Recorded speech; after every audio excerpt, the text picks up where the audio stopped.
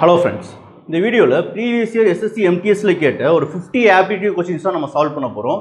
வீடியோக்குள்ள போறதுக்கு ஒரு சின்ன இன்ஃபர்மேஷன். SSC CGL MTS கான டைரக்ட் அண்ட் ஆன்லைன் கிளாसेस இப்ப நடந்துட்டு இருக்கு. விருப்பப்பட்ட ஸ்டூடண்ட்ஸ் ஜாயின் பண்ணிக்கலாம். உங்களுக்கு ஃபர்தர் டீடைல்ஸ் வேணும்னா போர்ட்ல டிஸ்ப்ளே ஆற நம்பர் கால் பண்ணுங்க. கீழ டிஸ்கிரிப்ஷன்லயும் ஒரு வீடியோ லிங்க் கொடுத்திருக்கோம். அதை கிளிக் பண்ணி தெரிஞ்சுக்கோங்க. வாங்க இன்னைக்கு வீடியோக்குள்ள போலாம்.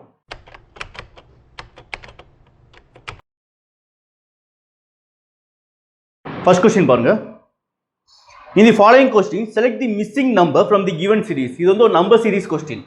So question பாருங்க என்ன கொடுத்திருக்காங்க பாருங்க. 4 1 16 9 36. ஓகே நான் அப்படியே நான் क्वेश्चन எழுதுறேனா கவனிங்க. 4 1 16 9 36. ஓகே 16 9 36. So next என்ன சொல்லிருக்காங்க 25 64 49. 25 64 49. ஓகே. So இப்போ வந்து 4 இருக்கு. 4 இங்க ஸ்டார்ட் ஆகுதுன்னு நினைச்சுக்கோங்க. திருப்பி 1 கீழே வருது, திருப்பி 16 மேலே போகுது, திருப்பி 9, திருப்பி 36. ஸோ இந்த மாதிரி ஒரு ஜிக்ஸாக் பேட்டர்னில் வந்துட்டு இருக்கா. நீ எப்படி சால்வ் பண்ணுறீங்கன்னா மேலே இருக்க லைன் தனியாக எடுத்துக்கோங்க, கீழே இருக்க லைன் தனியாக எடுத்துக்கோங்க. அப்போ மேலே வந்து 4 இருக்கா, இப்போ 4 வந்து 2 ஸ்கொயர்னு எடுக்கலாமா. ஸோ அதுக்கப்புறம் 1 இருக்கு, ஏன்னா கீழே இருக்கு, அது வந்து நான் கீழே தனியாக எழுதிக்கிறேன். ஓகே ஸோ அப்போ 1 இருக்கு, அப்போ இங்கே 1 ஸ்கொயர் வரும். அப்போ 16னா 4 ஸ்கொயர், திருப்பி 9னா 3 ஸ்கொயர், 36 6 ஸ்கொயர். ஸோ அதே மாதிரி இங்கே 5 ஸ்கொயர், 8 ஸ்கொயர், 7 ஸ்கொயர். ஸோ இப்போ கவனிங்க, 2லேருந்து 4 ஜம்ப் ஆகிருக்கு, 4லேருந்து 6, 6லேருந்து 8. ஸோ 8க்கு அப்புறம் என்ன வரும் நம்மளுக்கு 10 வரும், 10 ஸ்கொயர். அப்போ உங்களுக்கு ஆன்சர் வந்து 100. இது வந்து ஒரு direction questions. Shiva walks 18 kilometres towards east. He turns left and walks 8 kilometers. He turns left and walks 24 kilometers சொல்றாங்க. ஓகே சோ ஃபர்ஸ்ட் வந்து ஈஸ்ட் நோக்கி போறாரு. எத்தனை கிலோமீட்டர் போறாரு? 18 கிலோமீட்டர்ஸ் போறாங்க. ஓகே சிவா இங்க இருக்கான்னு நினைச்சுக்கோங்க. இங்க இருந்து ஈஸ்ட் நோக்கி போறாரு, 18 கிலோமீட்டர்ஸ் போறாரு. அதுக்கு அப்புறம் லெஃப்ட் டர்ன் பண்ணி சோ 8 கிலோமீட்டர்ஸ் போறாங்க, 8 கிலோமீட்டர்ஸ். சோ திரும்பி அவங்க லெஃப்ட் டர்ன் பண்ணி எத்தனை கிலோமீட்டர்ஸ் போறாங்க? 24 கிலோமீட்டர்ஸ் போறாங்க. இப்போ क्वेश्चन என்ன கேக்குறாங்கன்னா இந்த எண்டிங் பாயிண்ட் வந்து ஸ்டார்டிங் பாயிண்ட்ல இருந்து பார்க்கறப்ப எந்த டைரக்ஷன்ல இருக்குன்னு கேக்குறாங்க. எந்த டைரக்ஷன்ல இருக்கு? நார்த் வெஸ்ட் டைரக்ஷன்ல இருக்கு. ஒரு क्वेश्चन சால்வ் பண்ணியாச்சு. அடுத்த क्वेश्चन என்ன சொல்லிருக்காங்க? how far he is from the starting point. Starting பாயிண்ட்ல இருந்து பார்க்கறப்ப எவ்வளவு தூரத்துல இருக்கான்னு கேக்குறாங்க. அப்ப இந்த லைன் வந்து என்ன மீட்டர் வரை நம்ம கண்டுபிடிக்கணும். ஓகே மீட்டர் சொன்னா சாரி எவ்வளவு கிலோமீட்டர் வரை நம்ம கண்டுபிடிக்கணும். இந்த ஸ்டார்டிங் பாயிண்ட்ல இருந்து எண்டிங் பாயிண்ட் வந்து இந்த லைன் வருதா, ஒரு கிராஸ் லைன் வந்து எத்தனை கிலோமீட்டர் நம்ம கண்டுபிடிக்கணும். ஸோ எப்படி சால்வ் பண்ணலாம்? ஒரு கிராஸ் லைன் நம்ம சால்வ் பண்ணோம்னா பித்தாகரஸ் தியரம் உள்ள கொண்டு வரணும். ஓகே ஸோ அப்போ ஃபர்ஸ்ட் நம்ம சைட்ஸ் என்னன்னு எழுதிடலாம். ஸோ இங்கே 18 இருக்கு, இங்கே 24 இருக்கு. இங்கே 18 இவ்வளோ தூரம் வந்து எனக்கு 18 வருது. ஸோ அதே மாதிரி இங்கேருந்து இங்கே வரைக்கும் 18 வரும். மொத்தம் எனக்கு 24 சொல்லியிருக்காங்க. அப்போ இங்கே 24 18 ரெண்டையும் நம்ம மைனஸ் பண்ணால் ரிமைனிங் 6 இருக்குமா. அப்போ இந்த வேல்யூ வந்து எனக்கு 6 வந்துடுது. இங்கே பாருங்க ஃபுல்லாக எனக்கு 8 இருக்கு. அப்போ இந்த லைன் எனக்கு என்னவா இருக்கும்? 8ஆக தான் இருக்கும். இதுவும் எனக்கு 8ஆக தான் இருக்கும். இப்போ நம்ம அது பித்தாகரஸ் தியரம் யூஸ் பண்ணலாம். ஓகே h ஸ்கொயர், h ஸ்கொயர்னா வேற ஒன்றும் இல்லை hypotenuse square. Hypotenuse square equal to a square plus b square. அப்போ h square equal to a square என்ன வருது? ஸோ 6 ஸ்கொயர் 36 வரும் ப்ளஸ் 8 ஸ்கொயர் 64 வரும். அப்போ h ஸ்கொயர் ஈக்குவல் டு 100. ஹச்சோட வேல்யூ 10. இதான் உங்களுக்கு ஆன்சர். ஸோ கிளியரா ஒரு ஸ்லாண்டிங் லைன் நீங்கள் சால்வ் பண்ணாலே ஆட்டோமேட்டிக்காக பித்தாகரஸ் தியரம் உள்ள கொண்டு வந்துடணும். ஓகே அடுத்த क्वेश्चन பாருங்க. Sahil is 7th from the top and 10th from the bottom of the class. How many people are there in the row? Okay ஒரு ரோல வந்து சஹில் வந்து டாப்ல இருந்து பார்க்கறப்ப 7th பொசிஷன்ல இருக்காங்க, பாட்டம்ல இருந்து பார்க்கறப்ப 10th பொசிஷன்ல இருக்காங்க. So how many people are in the row அப்படிங்கறாங்க. மொத்தம் அந்த ரோல எத்தனை பேர் இருக்காங்க கேக்குறாங்க. ஓகே சோ கவனிங்க. சோ இதான் டாப்னு வெச்சுக்கலாம், இது வந்து பாட்டம்னு வெச்சுக்கலாம். சோ டாப்ல இருந்து பார்க்கறப்ப 7th பொசிஷன்ல இருக்காங்க. சஹில்ங்கறப்ப 7th பொசிஷன்ல இருக்காங்க. சோ பாட்டம்ல இருந்து பார்க்கறப்ப 10th பொசிஷன்ல இருக்காங்க. இப்போ அந்த 10th பொசிஷன் 7th பொசிஷன் ஒரே பிளேஸ் தான், ஒரே சேர் தான், சஹில் தான் குறிக்குது. ரெண்டும் ஒரே பிளேஸ் தான். அப்போ வந்து எனக்கு ஒரு பிளேஸா, ஒரு பிளேஸ். சஹிலுக்கு மேலே எத்தனை பேர் இருப்பாங்க? ஒரு 6 பேர் இருப்பாங்களா. 7ஆவது பொசிஷனில் இருக்காங்கன்னா அவங்க மேலே ஒரு 6 பேர் இருப்பாங்க. சஹில் வந்து இங்கே இருக்காரு ஒன் பிளேஸ். அவர் கீழே எத்தனை பேர் இருக்காங்க? ஒரு 10 பேர், சாரி 9 பேர் இருக்காங்க. அவர் கீழே ஒரு 9 பேர் இருக்காங்க. ஏன்னா பாட்டம் வந்து பார்க்குறப்ப 10th பொசிஷனில் இருக்காரு. அப்போ அவர் கீழே ஒரு 9% இருக்காங்க. அப்போ டோட்டல் எத்தனை பர்சன்ஸ் இருக்காங்க? மேலே ஒரு 6% இருக்காங்க, ப்ளஸ் கீழே ஒரு 9% இருக்காங்க, ப்ளஸ் இந்த சஹில்ங்கிறது எனக்கு ஒரே ஒரு பர்சன் தான், ப்ளஸ் 1 2 போட்டக்கூடாது. Okay plus 1. ஸோ அப்போ உங்களுக்கு ஆன்சர் 16%. இதான் உங்களுக்கு ஆன்சர் 16. ஸோ இந்த கொஸ்டின் பாருங்க syllogism. Okay statement and conclusion கொடுத்துருக்காங்க. ஸ்டேட்மெண்ட் பார்த்தீங்கன்னா all books are brown, all brown are wood. First நம்ம டயக்ராம் வரைஞ்சிக்கலாம். All books are brown. Okay, books B1 போட்டுக்கிறேன், ப்ரௌனுக்கு BR போட்டுக்கிறேன். ஓகே, நெக்ஸ்ட் என்ன சொல்லியிருக்காங்க, all brown are wood, all brown are wood. இது வந்து வுட். இப்போ கொஸ்டின் என்ன கேட்டிருக்காங்க பாருங்க, கன்க்ளூஷன் என்ன சொல்லியிருக்காங்க, சம் புக்ஸ் ஆர் வுட்னு சொல்லியிருக்காங்க. Some books are wood. Okay, வுட்டுக்குள்ள சில புக்ஸ் இருக்கு, அப்போ ட்ரூ தான். ஃபர்ஸ்ட் நம்ம ட்ரூ தான். செகண்ட் இது பாருங்க, some books are not wood. Some books are not wood சொல்ல முடியாது நம்ம, ஏன்னா வுட்டுக்குள்ள தான் நம்மளுக்கு எல்லா புக்கும் அடங்கியிருக்கு. ஆல் புக்ஸ் ஆர் வுட் தான் நம்மளுக்கு வரணும். Some books are not wood வர சான்சஸே கிடையாது. அப்போ செகண்ட் வந்து falls. Find the value of A and B. ஒரு நம்பர்ஸ் கொடுத்துருக்காங்க, 4 4 3A 4 4 3A. நெக்ஸ்ட் என்ன சொல்லியிருக்காங்க, 2 3B 2 3B. இந்த நம்பர் வந்து எக்ஸாக்டாக எதால் டிவைட் ஆகுதுன்னா 72 ஆல் டிவைட் ஆகுதுன்னு இருக்காங்க. ஸோ ஃபர்ஸ்ட் இந்த மாதிரி கொஸ்டின் நம்ம சால்வ் பண்ணோம்னா டிவிசிபிலிட்டி ரூல் என்னன்னு தெரிஞ்சிருக்கணும். டிவிசிபிலிட்டி ரூல் என்னன்னு நம்மளுக்கு தெரிஞ்சிருக்கணும். 72 வரைக்கும் நம்மளால மெமரைஸ் பண்ண முடியாது. ஸோ நம்ம எது வரைக்கும் மெமரைஸ் பண்ணிப்போம், 11 12 வரைக்கும் மெமரைஸ் பண்ணியிருப்போம். அப்போ அதுக்குள்ளே இந்த 72 நம்ம கொண்டு வரணும். 72 எப்படி பிரிக்கலாம், நம்ம 9 × 8 பிரிக்கலாமா? அப்போ 72 பதில் நான் என்ன பண்ணலாம், இந்த வேல்யூவை 9 ஆல் 8 ஆல் டிவைட் பண்ணணும். இந்த வேல்யூ ஃபுல்லாக 9 ஆல் டிவைட் பண்ணால் டிவிசிபிலிட்டி ரூல் ஆஃப் 9 என்னது, சம் ஆஃப் தி நம்பர்ஸ் வந்து 9 ஆல் டிவைட் ஆகும். அப்போ எல்லாத்தையும் ஆட் பண்ணனா எனக்கு வந்து ஒரு வேல்யூ வரும், ப்ளஸ் அந்த ஏன்னு வரும், ப்ளஸ் பின்னு வரும். இது வந்து 9 ஆல் டிவைட் ஆகணும். அப்போ இதை என்னால் டிவைட் பண்ண முடியாது, ஏன்னா ஏபின்னு தனித்தனியாக இருக்குது. எனக்கு ஏதாச்சும் ஒரு வேரியபிள் இருந்தால் என்னால் கண்டுபிடிக்க முடியும். ஏன்னா மற்ற ஒரு இதை டிவைட் பண்ணிட்டேன் அப்படின்னா ரிமைனிங் எவ்வளோ நம்ம கண்டுபிடிச்சிடலாம். அப்போ ஃபர்ஸ்ட் நான் 9 எடுக்கக்கூடாது, 8 தான் எடுக்கணும். டிவிசிபிலிட்டி ரூல் ஆஃப் 8 என்னது, லாஸ்ட் 3 டிஜிட், அதாவது 2 3Bங்கிறது 8 ஆல் டிவைட் ஆகணும். கிளியரா? லாஸ்ட் 3 டிஜிட் வந்து 8 ஆல் டிவைட் ஆகும். ஃபர்ஸ்ட் நம்ம இதை 8 ஆல் டிவைட் பண்ணி பார்க்கலாம். ஸோ 2 டைம்ஸ் 2 டைம்ஸ் 2 ரிமைனிங் 7 இருக்கும். அப்போ ரிமைனிங் 7Bன்னு இருக்கும். இந்த 7B வந்து 8 ஆல் டிவைட் ஆகணும். அப்போ B இருக்க இடத்துல நான் எந்த வேல்யூ சப்ஸ்டிட் பண்ணால் 8 ஆல் டிவைட் ஆகும், 2 மட்டும் தான் சப்ஸ்டிட் பண்ண முடியும். அப்போ 72 தான் எனக்கு எக்ஸாக்டாக 8 ஆல் டிவைட் ஆகும். அப்போ எனக்கு என்ன கிடச்சிச்சு, B = 2ன்னு கிடச்சிருச்சு. கிளியர்? இப்போ இந்த B இருக்க இடத்துல என்ன பண்ணலாம், 2வை சப்ஸ்டிட் பண்ணி சால்வ் பண்ண போகிறேன். எதுக்கு, இந்த A கண்டுபிடிக்கிறதுக்காக. இப்போ இந்த வேல்யூ வந்து ஃபுல்லாக 9 ஆல் டிவைட் ஆகும். அப்போ சம் ஆஃப் தி டிஜிட்ஸ் என்னன்னு பாருங்க. ஸோ ஃபர்ஸ்ட் 9 வரதெல்லாம் கேன்சல் பண்ணிடலாம். ஓகே, ஸோ 4 5 6 7 8 9 4 5 6 7 8 9 எல்லாமே கேன்சல் ஆயிடுச்சு. அப்போ ஏ இருக்க இடத்துல ஒரு வேல்யூ வந்து 0 இருக்கலாம், இல்லைன்னா 9 இருக்கலாம். இந்த ரெண்டுல ஏதாச்சும் ஒரு வேல்யூ இருந்தால் தான் என்னால் சால்வ் பண்ண முடியும். அப்போ ஏவோட வேல்யூ என்னவா இருக்கும், 0 or 9. கிளியரா? பியோட வேல்யூ 2. இதான் உங்களுக்கு ஆன்சர். ஏ இருக்க இடத்துல ஒன்று 0 இருக்கலாம், 9 இருக்கலாம். ஸோ 0 இருந்தாலும் என்னால் 9 ஆல் கேன்சல் பண்ண முடியும். அதே மாதிரி 9 இருந்தாலும் எக்ஸாக்டாக கேன்சல் பண்ண முடியும். ஸோ அதே மாதிரி பியோட வேல்யூ 2. ஸோ கிளியரா? ஸோ ஆன்சர் வந்து 0 or 9 and 2. A can do a piece of work in 20 days and B can do the same work in 30 days. They started working together and work for 5 days and both leave the work. C alone finishes the remaining work in 14 days. So அதாவது question என்ன சொல்லிக்கோன்னா, ஏ மட்டும் ஒரு வேலையை 20 நாளில் பண்ணுறாரு. So அப்படி எழுதிட்டே வரேன்னா ஏ வந்து ஒரு வேலையை 20 நாளில் பண்ணுறாங்க, பி வந்து அதே வேலையை 30 நாளில் பண்ணுறாங்க. ரெண்டு பேரும் சேர்ந்து என்ன பண்ணுறாங்கன்னா 5 நாள் தான் வேலை பார்த்துருக்காங்க. அதுக்கப்புறம் ஏ பியும் கிளம்பி போயிட்டாங்க. ரிமைனிங் ஒர்க் இருக்குது பார்த்தீங்களா, இந்த ரிமைனிங் ஒர்க்கை யார் பண்ணுறாங்க, சி பண்ணுறாரு. 14 டேஸ் எடுத்துக்கிறாங்க. அது ரிமைனிங் ஒர்க் ஆர்னு போட்டுக்கிறேன். ஸோ ரிமைனிங் ஒர்க்கை சி வந்து 14 டேஸ்னு முடிக்கிறாரு. இந்த ஃபுல் ஒர்க் இருக்குமா, எஃப்னு போட்டுக்கிறேன். ஓகே, ஃபுல் ஒர்க்கை சி எத்தனை நாளில் முடிப்பான்னு கேட்குறாங்க. ரொம்ப பேசிக்கான கொஸ்டின் தான். ஃபர்ஸ்ட் ஏபி வந்து அந்த ஃபுல் ஒர்க் எத்தனை நாளில் கம்ப்ளீட் பண்ணுவாங்கன்னு நம்ம பார்க்கணும். அப்போ தான் சியோட கம்பேர் பண்ண முடியும்.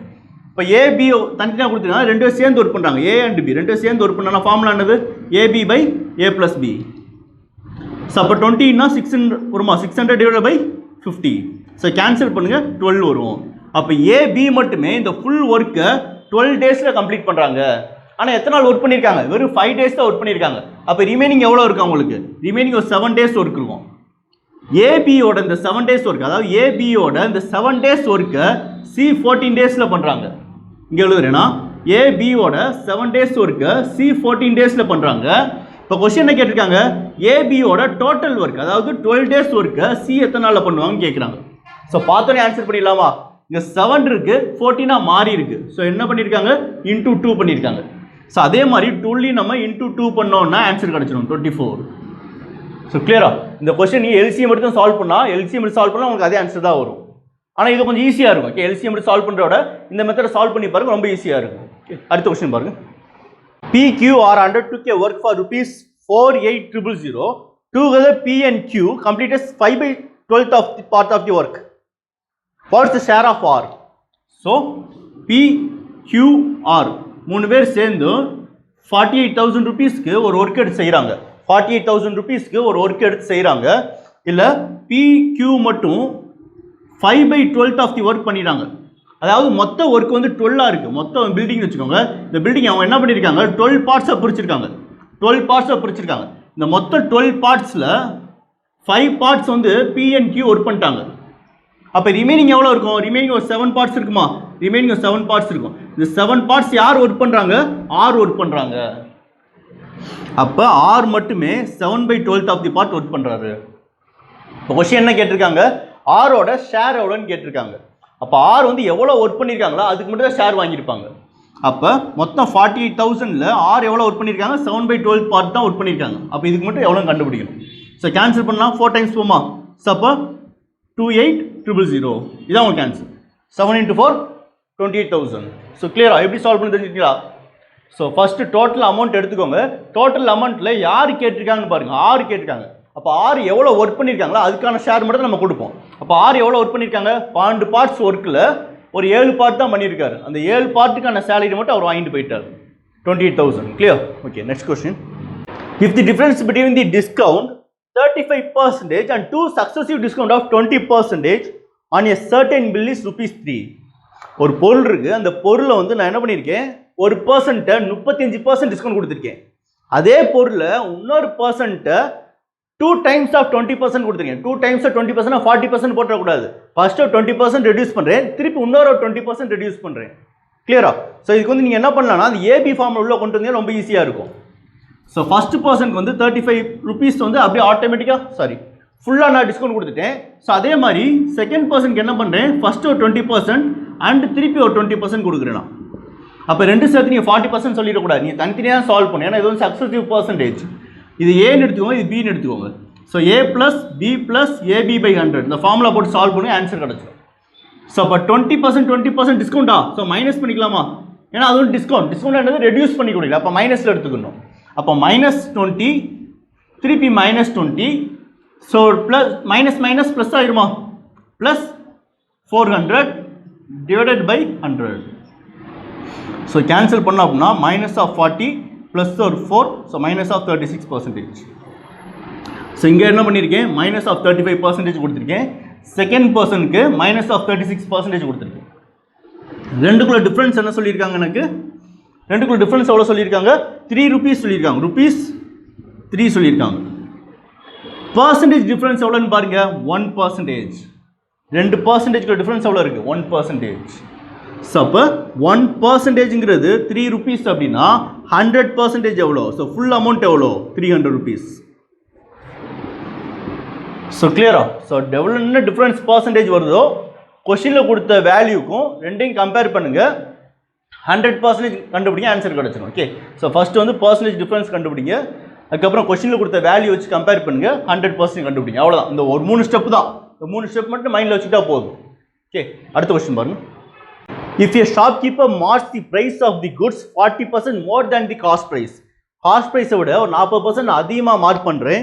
ஸோ அதுக்கப்புறம் என்ன பண்ணுறேன், அலோசி டிஸ்கவுண்ட் ஆஃப் 40%. திருப்பி நான் என்ன பண்ணுறேன், ஒரு 40% டிஸ்கவுண்ட் கொடுக்குறேன். What is his gain or loss percentage கேட்குறாங்க. அதாவது 100 ரூபா பொருளை நான் என்ன பண்ணுறேன், 140 ரூபான்னு மார்க் பண்ணுறேன். திருப்பி நான் என்ன பண்ணுறேன், ஒரு 40% டிஸ்கவுண்ட் கொடுக்குறேன். 40% டிஸ்கவுண்ட் கொடுக்குறேன். ப்ளஸ் ஒரு 40 மைனஸ் ஒரு 40. ஓகே, ஃபஸ்ட்டு ₹40 இன்க்ரீஸ் பண்ணுறேன், அடுத்த ₹40 மைனஸ் பண்ணுறேன். அப்போ என்னோட ப்ராஃபிட் எவ்வளோன்னு கேட்டிருக்காங்க, ப்ராஃபிட் பர்சன்டேஜ் எவ்வளோன்னு கேட்டிருக்காங்க. ஓகே, சால்வ் பண்ணலாமா? ஓகே, ஸோ கவனிங்க, இதை வந்து ஏன்னு எடுத்துக்கோங்க, இது பின்னு எடுத்துக்கோங்க. சக்ஸஸ்ஃபிவ் பர்சன்டேஜ் வந்துட்டாலும் நீங்கள் ஏபி எடுத்து சால்வ் பண்ணலாம். இப்போ ஏ வந்து +40, பி வந்து -40, மைனஸ் ப்ளஸ் மைனஸ் 4 4 16 00 /100. ஏ ப்ளஸ் பி ப்ளஸ் AB/100 இந்த ஃபார்முலா தான், வேறு எதுவும் இல்லை. இப்போ சால்வ் பண்ணலாம். +40 -40 கேன்சல், WC கேன்சல் வரும். -16 வருது. -16 என்ன அர்த்தம்னா லாஸ்ன்னு அர்த்தம். -16 லாஸ். So 16% loss. இதே இது உங்களுக்கு ப்ளஸ் வந்துச்சுன்னா ப்ராஃபிட். இது வந்து எனக்கு மைனஸ் வந்திருக்கு, ஸோ லாஸ். ஸோ கிளியரா? இந்த கொஸ்டினை இன்னொரு விதமாக சால்வ் பண்ணலாம். அந்த ஃபார்முலா என்னன்னு எழுதிக்கோங்க. r² divided by 100 loss. r² divided by 100 loss. So 40ங்கிறது என்னது? ஆர். இங்கே 40 ஆர் தான், ஏன்னா ரெண்டுமே ஒரே வேல்யூவாக தான் இருக்குது. ஸோ அப்போ ஏபின்னு எடுக்கோட மொத்தமாக நான் ஆர்னு எடுத்துட்டேன். அப்போ r² என்ன வரும் நம்மளுக்கு? 1600 டிவைட் பை 100 வரும். 00 கேன்சல் ஆயிரும், லாஸ். எப்பயுமே உங்களுக்கு லாஸ் தான் வரும், ப்ராஃபிட் வர சான்ஸே கிடையாது. எப்பயுமே உங்களுக்கு லாஸ் தான் வரும். பர்சன்டேஜ் ரெண்டு ஈக்குவலாக இருக்கப்போ எப்பயுமே லாஸ் தான் வரும். ஸோ இந்த ஃபார்முலா எழுதி வச்சுக்கோங்க. இது ரொம்ப முக்கியமான ஃபார்முலா. ஃப்ராக்ஷன் ஆஃப் செகண்ட்ஸில் ஆன்சர் பண்ணிடலாம். r² divided by 100 loss. Profit போட்டுறாதீங்க. இல்லைனா இந்த ஃபார்முலா தெரிஞ்சா இதை கூட நீங்கள் சால்வ் பண்ணலாம், ஒன்றும் பிரச்சனை இல்லை. நீங்கள் எப்படி சால்வ் பண்ணலாம் உங்களுக்கு ஒரே ஆன்சர் தான் வரப்போகுது. The ratio of two positive numbers is 9:11. Their product is 6336. What is the smallest number? ரொம்ப பேசிக்கான கொஸ்டின் தான் அது. ரெண்டு நம்பர் இருக்குது. ஸோ நம்பர் வந்து ஏபின்னு எழுதிக்கிறேன். ஸோ 9:11 சொல்லியிருக்காங்க. இதோட ப்ராடக்ட் என்ன சொல்லியிருக்காங்கன்னா 6336 சொல்லியிருக்காங்க. அப்போ இது வந்து எனக்கு ரேஷியோவில் இருக்குது, இது வந்து வேல்யூவாக இருக்குது. அப்போ ரேஷியோட வேல்யூ நான் கம்பேர் பண்ண போகிறேன். அப்போ ரெண்டுமே ப்ராடக்ட் தானே சொல்லியிருக்காங்க. ப்ராடக்ட் ஆனது மல்டிப்ளிகேஷன். அப்போ ரெண்டையும் மல்டிப்ளை பண்ணலாமா? ஸோ ரெண்டையும் மல்டிப்ளை பண்ணோம்னா 99x வருமா? நல்லா கவனிச்சுக்கோங்க. நிறைய பேர் 99x தான் போடுவாங்க, ஆனால் 99x² வரும். ஏன்னா ரெண்டு எக்ஸ் இருக்குது, ஸோ x² வரும். இது எதுக்கு ஈக்குவல்? 6336க்கு ஈக்குவல். அப்போ x² வேல்யூ வந்து 64, x² வந்து 64. ஸோ எக்ஸோட வேல்யூ என்ன வரும்? √64 வரும். So x = 8. x = 8. கொஸ்டின் என்ன கேட்டிருக்காங்கன்னு பாருங்க. What is the smallest number கேட்டிருக்காங்க. இதில் எது ஸ்மாலஸ்ட் நம்பர்னு பார்க்கணும். 9x தான் ஸ்மாலஸ்ட் நம்பர். அப்போ 8 × 9 72. இதுதான் உங்களுக்கு ஆன்சர். 8 கிடச்சோடனே ஆப்ஷன் செக் பண்ணிட்டு இருக்காதிங்க, கண்டிப்பாக இருக்காது. ஸோ அப்படியே ஆப்ஷன் இருந்தால் கிளிக் பண்ணிடக்கூடாது. ஏன்னா நம்ம வந்து எக்ஸுங்கிறத வேல்யூ தான் 8 கண்டுபிடிச்சிருக்கோம். கொஸ்டின் என்ன கேட்டிருக்காங்கன்னா எக்ஸோட வேல்யூ கேட்கல, ஸ்மாலஸ்ட் நம்பர் வேல்யூ தான் கேட்டிருக்காங்க. அப்போ ஸ்மாலஸ்ட் நம்பரில் மல்டிப்ளை பண்ணி தான் நம்ம ஆன்சர் பண்ணணும். இதே லார்ஜஸ்ட் நம்பர் கேட்டாங்கன்னா 11 நீங்கள் மல்டிப்ளை பண்ணுற மாதிரி இருக்கும். ஓகே, நெக்ஸ்ட் கொஸ்டின் பாருங்க. B started some business by investing ₹90,000. After 4 months, D joined the business by investing ₹80,000. At the end of the year, they get a profit of 12900. What is the share of D? அப்படின்னு சொல்லியிருக்காங்க. அப்போ 2 persons இருக்காங்க. So B and D. யார் business first start பண்ணுறாங்க? B தான் start பண்ணுறாங்க. எவ்வளோ amount வந்து இன்வெஸ்ட் பண்ணுறாங்க? ₹90,000 இன்வெஸ்ட் பண்ணுறாங்க. ஸோ அடுத்து வந்து 80,000 யார் கொண்டு வராங்க? D கொண்டு வராங்க. எத்தனை மாதத்துக்கு அப்புறம்? 4 மாதத்துக்கு அப்புறம். அப்போ B வந்து வருஷம் ஃபுல்லாக பிஸ்னஸ் ரன் பண்ணியிருக்காரு. D வந்து 4 மாதத்துக்கு அப்புறம் ஜாயின் பண்ணுறாங்க. அப்போ ₹80,000 வந்து பிஸ்னஸில் எத்தனை மந்த் இருந்திருக்கு? ஒரு 8 மந்த்ஸ் இருந்திருக்கு. ஸோ இந்த இடத்துல நீங்கள் 4 போட்டுறக்கூடாது. ஓகே, 8 மந்த்ஸ் இருந்திருக்கு. இப்போ நம்ம கேன்சல் பண்ணுறத கேன்சல் பண்ணிடலாம்.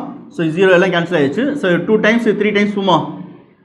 ஸோ வேறு எதுவும் கேன்சல் பண்ணுற மாதிரி இல்லை. ஓகே, அப்போ 9,327 8,216.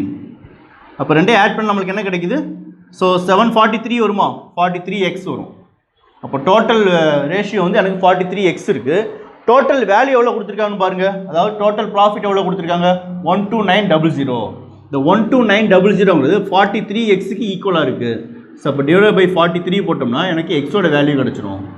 எக்ஸோட வேல்யூ கிடச்சிரும். ஸோ சால்வ் பண்ணலாமா? ஸோ 3 டைம்ஸ் போமா? 3 டைம்ஸ் போவோம். அப்போ x = 300.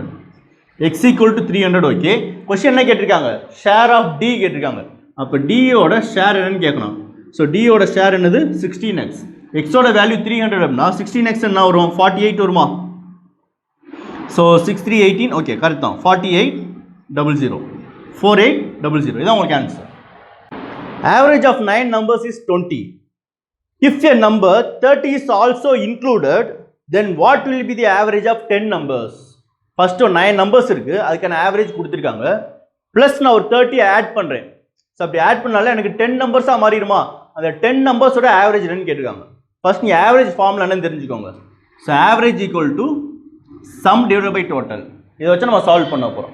அப்போ ஆவரேஜ் ஆஃப் 10 நம்பர்ஸ் நம்மளுக்கு கேட்டிருக்காங்க. ஸோ ஆவரேஜ் வந்து நம்ம கண்டுபிடிக்கணும். ஸோ எத்தனை நம்பருக்கு? 10 நம்பர்ஸுக்கு. அப்போ டினாமினேட்டர் 10 போட்டுக்கோங்க. அதுக்கப்புறம் நீங்கள் சம் எழுதுங்க. ஓகே, ஸோ இந்த மாதிரி சால்வ் பண்ணால் கொஞ்சம் ஈஸியாக இருக்கும் உங்களுக்கு. ஸோ சம் வந்து எனக்கு என்ன இருக்கணும்? 10 நம்பர்ஸ்க்கான வேல்யூ இருக்கணும். 9 நம்பர்ஸ்க்கு என்ன சொல்லியிருக்காங்க? ஸோ 9 நம்பர்ஸ்க்கு என்ன சொல்லியிருக்காங்க? 20 சொல்லியிருக்காங்களா? Okay, super. 20. ஆனால் மேலே 9 நம்பர்ஸ்க்கான வேல்யூ தான் எழுதியிருக்கேன். ஆனால் கீழே 10 இருக்குது. அப்போ எக்ஸ்ட்ரா எனக்கு ஒரு நம்பர் எழுதணும். அதான் அந்த 30. 10th நம்பர் உள்ள ஆட் பண்ணுறாங்க. ஓகே, இதை சால்வ் பண்ணி உங்களுக்கு ஆன்சர் கிடச்சிடும். ஸோ ஆவரேஜ் ஈக்குவல் டு 21 வரும். Average equal to 21. Okay, so நீங்கள் சால்வ் பண்ணி பாருங்கள், ஆவரேஜ் 21 வரும். இதே இதை நம்ம ஈக்குவல் டிஸ்ட்ரிபியூஷன் மெத்தட் வச்சு சால்வ் பண்ணலாம். ஓகே, கவனிங்க. ஆவரேஜ் ஆஃப் 9 நம்பர்ஸ் வந்து 20 சொல்கிறாங்க. இப்போ இதோட என்ன பண்ணுறாங்க அப்படின்னா 30யே இன்க்ளூட் பண்ணுறாங்க. இந்த 10th நம்பருக்கு பார்த்தீங்கன்னா அந்த 1 நம்பர், அந்த 1 நம்பர் வந்து 30 வந்து உள்ளே இன்க்ளூட் ஆகுது. ஆவரேஜ்னா என்னது? ஈக்குவலாக டிஸ்ட்ரிபியூட் பண்ணுறது. 9% கையில் 20 ரூபா இருக்குது. ஒரு 9% வச்சு நிற்கிறாங்க, அவங்க கையில் எல்லார் கையில் 20 ரூபா இருக்குது. ஆனால் 10% கையில் என்ன இருக்குது? 30 ரூபா இருக்குது. நான் என்ன சொல்லியிருக்கேன்? எல்லாமே ஈக்குவலாக இருக்கணும். அப்போ இவங்க கையில் 20 ரூபா இருந்துச்சுன்னா இவர் கையில் என்ன இருக்கணும்? 20 ரூபா தான் இருக்கணும். அப்போ அந்த 30 ரூபா நான் என்ன பண்ணிடுறேன், அவர் கையில் ஒரு 20 ரூபா எடுத்து கொடுத்துட்டு ரிமைனிங் 10 ரூபா நான் வாங்கிட்டேன். 10% கையில் ஒரு 20 ரூபா கொடுத்துட்டு ரிமைனிங் 10 ரூபா வாங்கிட்டேன். இந்த 10 ரூபா நான் என் கையில் வச்சிருக்கக்கூடாது. அதையும் நான் என்ன பண்ணி ஈக்குவலாக டிஸ்ட்ரிபியூட் பண்ணணும். அப்போ இந்த 10 ரூபா நான் என்ன பண்ணால் இந்த 10 பேருக்கு ஈக்குவலாக டிஸ்ட்ரிபியூட் பண்ணணும். அப்போ 10 ரூபாயை நான் 10 பேருக்கு ஈக்குவலாக டிஸ்ட்ரிபியூட் பண்ணால் ஒவ்வொரு பர்சன் கையிலும் நான் 1 ரூபா கொடுப்பேனா? அப்போ ஏற்கனவே எல்லார் கையிலையும் ஒரு 20 ரூபா இருக்குது, ப்ளஸ் நான் ஒரு 1 ரூபா கொடுக்குறேன். அப்போ மொத்தம் எவ்வளோ ஆச்சு? எல்லார் கையிலுமே ஒரு 27 ரூபா கணக்கு வந்துடுச்சு. இதுதான் உங்களுக்கு ஆன்சர். கிளியரா? இது வந்து ரொம்ப முக்கியமான கான்செப்ட்ஸ். இது ரொம்ப முக்கியமான ஷார்ட்கட். இதை தெரிஞ்சுக்கிட்டீங்கன்னா கொஸ்டின் எப்படி கேட்டாலும் சால்வ் பண்ணிடலாம். எவ்வளோ பெரிய வேல்யூ வச்சு கேட்டாலும் சால்வ் பண்ணிடலாம். இந்த ஃபார்முலா மெத்தட் படி போனீங்க அப்படின்னா உங்களுக்கு 9 × 20 + 30னா பிரச்சனை இல்லை. இப்போ 9 × 2 7 3 அந்த மாதிரி கொடுத்தாங்கன்னா மல்டிப்ளை பண்ணுறதுக்கு உங்களுக்கு டைம் ஆயிடும். அதுக்கப்புறம் ஆட் பண்ணணும், அதுக்கப்புறம் டிவைட் பண்ணணும். கிளியரா? ஸோ வந்து ஈஸியான வேல்யூஸ்க்கு வந்து ஃபார்முலா யூஸ் பண்ணிக்கோங்க. ஸோ இந்த லாஜிக் வந்து தெரிஞ்சுக்கிட்டீங்கன்னா கொஸ்டின், அதாவது வேல்யூ வந்து எவ்வளோ கஷ்டமாக கேட்டாலும் ஈஸியாக சால்வ் பண்ணிடலாம்.